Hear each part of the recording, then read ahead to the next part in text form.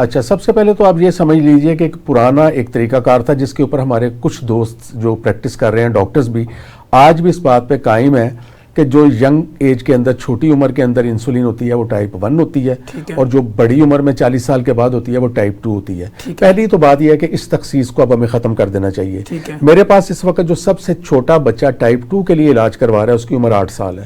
جی بالکل۔ تو وہ عام ٹریڈیشن، اور یہ وہ بچہ ہے جس کو لاہور میں کم از کم سرکاری ہاسپٹلز کے ڈائیبٹیز سینٹر سے انسولین ملی تھی کہ تم ٹائپ 1 کے ہو، کیونکہ وہ ایک ہی جو ایک روایتی طریقہ ہے کہ بچہ چھوٹا ہے۔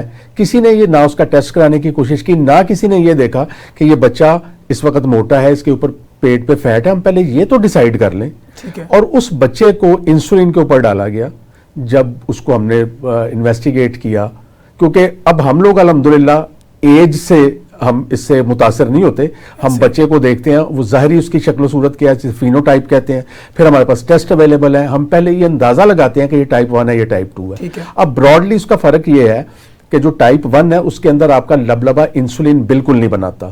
ہوتا کیا ہے کہ لبلبہ اللہ میاں نے تمام انسانوں کو دیا ہے۔ بہت سارے آپ کی دیگر امراض ہیں جس میں زیادہ تر وائرل پرابلمز ہیں، بہت سارے لوگ ہیں جن کو ڈینگی فیور کبھی ہوا، بہت سارے لوگ ہیں جو کہ کرونا سے، بہت سارے ایسے وائرسز ہیں جو کہ آپ کے گٹ کو یا آپ کے پیٹ کی انفیکشن کرتے ہیں اور اس کے بعد آپ کی باڈی میں بیٹھ جاتے ہیں، پھر بلڈ سرکولیشنز کے ساتھ وہ آپ کے لبلبے تک پہنچتے ہیں اور اس لبلبے کو تباہ کر دیتے ہیں، جس سے اس کی انسولین بنانے کی صلاحیت جو ہے وہ مکمل ختم ہو جاتی ہے۔ اور جب یہ صلاحیت ختم ہو جاتی ہے تو ہم اس کو کہتے ہیں ٹائپ 1۔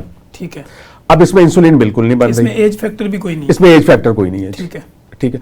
اب ٹائپ 2 جو ہے یہ وہ ڈائیبٹیز ہے جو کہ آپ کی فیملیز کے اندر چلتی ہے، آپ کے اندر اس کے جینز موجود ہوتے ہیں۔ اب یہاں پہ بھی ایک غلط فہمی کا ازالہ کر لیں کہ لوگوں نے یہ سوچ لیا کہ چونکہ میرے ماں کو شوگر تھی، میرے باپ کو شوگر تھی تو مجھے ہونی ہے۔ یاد رکھیے کہ ہم جو ساؤتھ ایسٹ ایشینز ہیں جو کہ اس خطے میں رہتے ہیں، ہم میں سے ہر شخص اپنے جسم کے اندر شوگر کا بیج لے کے پیدا ہوتا ہے۔ اچھا، اب وہ بیج جو ہے، جیسے ہم زمین کے اندر ایک بیج ڈال دیتے ہیں اور اوپر مٹی پڑی ہوئی ہے، ٹھیک ہے سر، اب یہ بیج اس وقت تک درخت نہیں بنے گا جب تک ہم اس کو جو ہے اس کی جو ضروریات ہے فراہم نہیں کریں گے۔ ہم اس کو پانی دیں گے، کھاد ڈالیں گے، اس کو سن لائٹ چاہیے تو پھر وہ درخت بنے گا۔ اب جو شوگر کا بیج ہے، اگر اس کو کھاد ڈالنی ہے تو وہ کھاد کیا ہے؟ برگر، پیزے، بوتلیں، فاسٹ فوڈ، یہ لال شربت جو جس کی ہم نے رمضان میں ہم نے اخیر کی ہوتی ہے، بالکل یہ والے میدے کا استعمال، دن میں 6 روٹیاں، صبح نان چنے کا ناشتہ جو میدے سے بھرا ہوتا ہے۔ اور ہمارے ہاں یہ بھی غلط فہمی ہے کہ جو شوگر ہے وہ صرف میٹھے کے اندر ہے۔